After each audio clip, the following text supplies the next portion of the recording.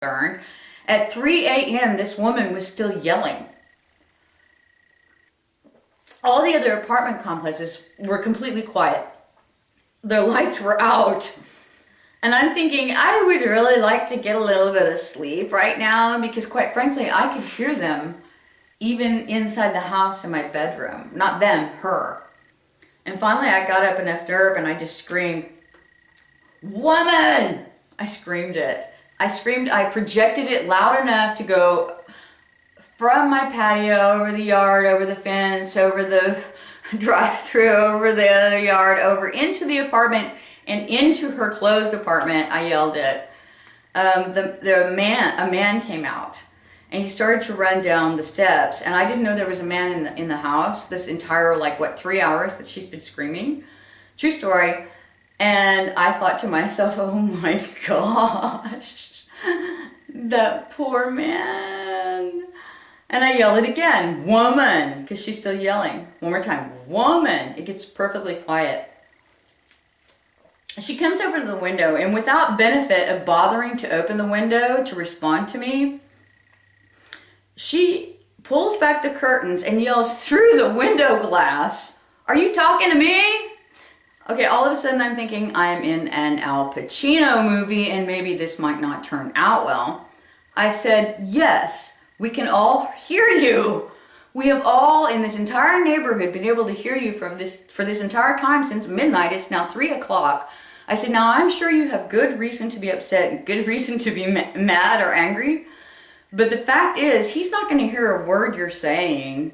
And if what you're hoping to do is for him to hear what you have to say, all he's going to hear is that you're screaming. All he's going to hear is the screaming." Now at this point, the man straightens up. He's on the steps. He straightens up and he's staring at me from over the fence. The woman just is looking at me. And I said, "Okay, it just happens to be a scientific fact, and this is just a fact, ladies and gentlemen. The past does not exist scientifically. Now, it may exist in books, in movies, in your memory, but the past is not happening right here, right now, at this exact moment. The past is not happening right here, right now, at this exact moment. That is a scientific fact. You can get farther into it in physics, and the farther you go, you get to a certain point of energy and a state of what is sort of like suspended animation. But what we're talking about is right here, right now, where your consciousness is. I hope you know you're conscious." Okay. So right here, right now, it is scientific fact that where your consciousness is, the past literally is not happening here and now. It doesn't exist. It is also a scientific fact that the future does not exist. The future is not happening right here, right now, right at this moment where your conscious awareness exists. So it is a scientific fact that the past literally scientifically does not exist. It is a scientific fact the future scientifically literally does not exist. The only moment that exists, ladies and gentlemen, is right here, right now, this second. Now, luckily, the here and now can just keep getting better and better. Okay, now this is what I tell them. This is what I'm yelling, actually, across the grand space through her still closed window.